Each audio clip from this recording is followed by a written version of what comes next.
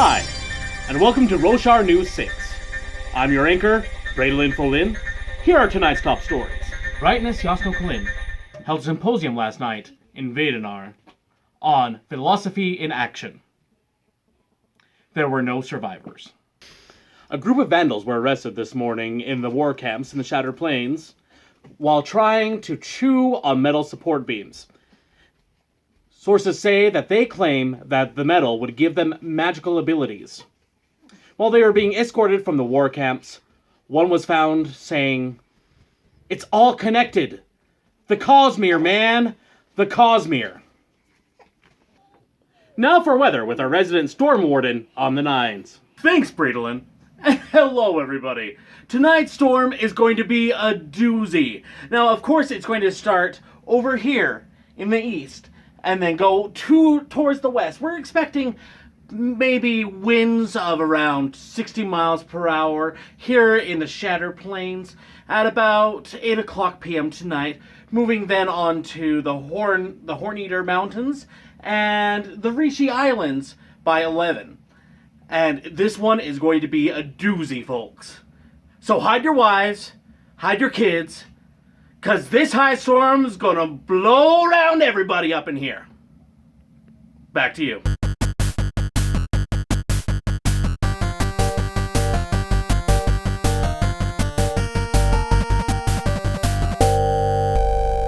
The Way of Kings by Brandon Sanderson is the first book in the Stormlight Archives.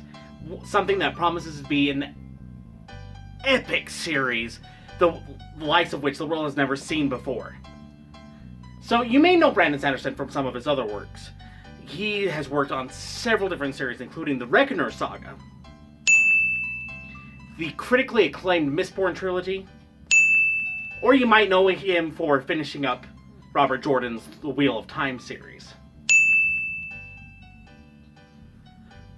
The Way of Kings sets up the entire Stormlight Archives, which, based on the size of this book and the one that comes after it, Words of Radiance, it's going to be a lot of pages.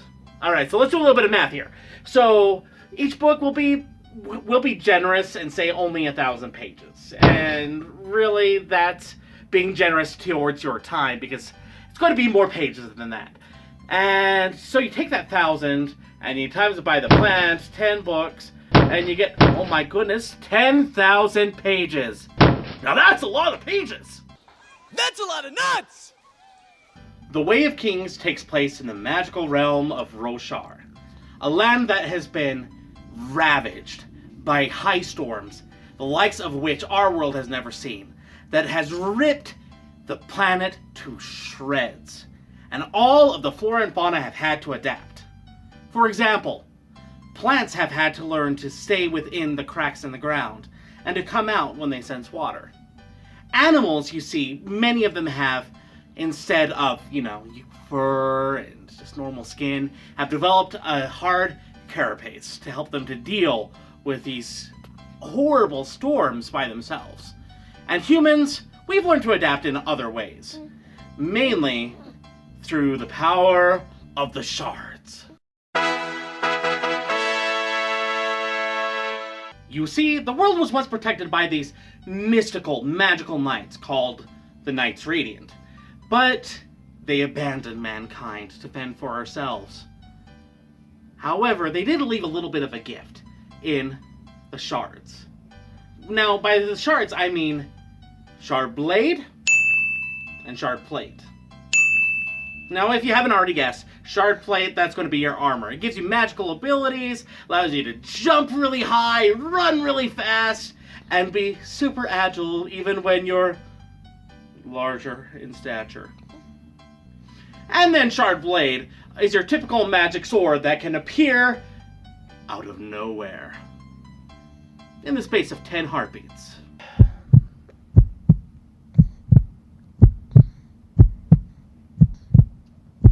Like I'm wearing a watch.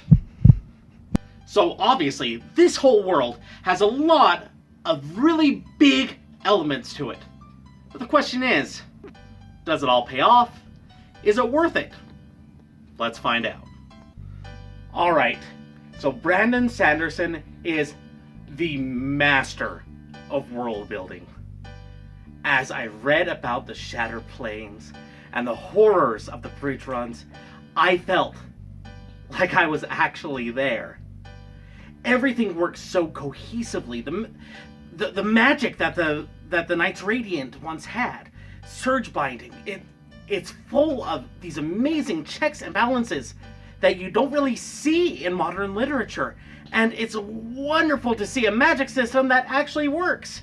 Then again, Brandon Sanderson is great at this sort of thing.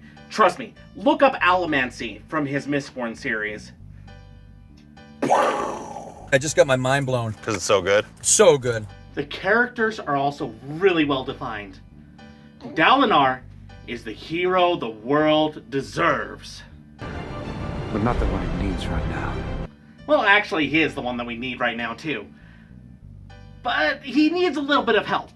And you can see his actual growth throughout this book, and it's wonderful. And you feel such a connection with him. And then you have the other characters. Kaladin. Wow. He is great. He might start off a little bit rough, but I promise you, he gets better. Just give him a chance. He'll grow on you. You know, like a chia pet. Sanderson weaves very just amazing, compelling parallels between these two characters that makes you so excited for them to actually meet. And when they do, oh, I promise you, it's epic. The art for this book is also absolutely wonderful. Now, me personally, I tend to stick to audiobooks. I drive to work a lot, have quite the commute, and that's really the best time that I can find to read. But as soon as I started looking up the art of this book, my mind was blown. It's beautiful, which actually makes sense. One of the characters, Shallan, is actually an artist. And, well, just take a look for yourself. It's great. Alright, let's get this out of the way. This book is long.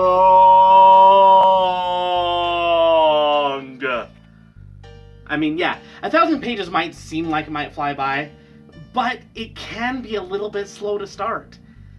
You know, you have all this world, all of these different elements that you have to start building up so you can bring together, so you can get that payoff.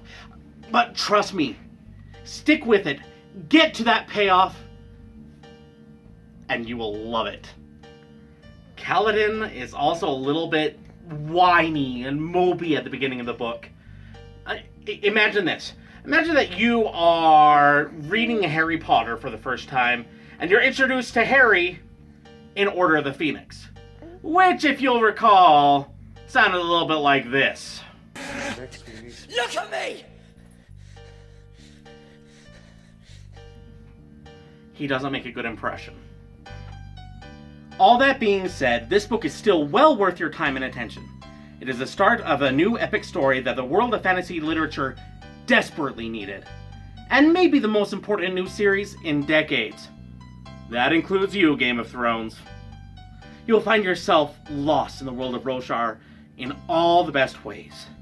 That's why I give The Way of Kings 4 bridge crews out of 4.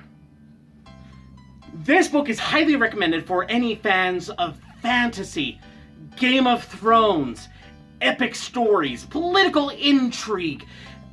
Basically anybody at all. Just give it a chance. Let it grow on you, and you won't regret it.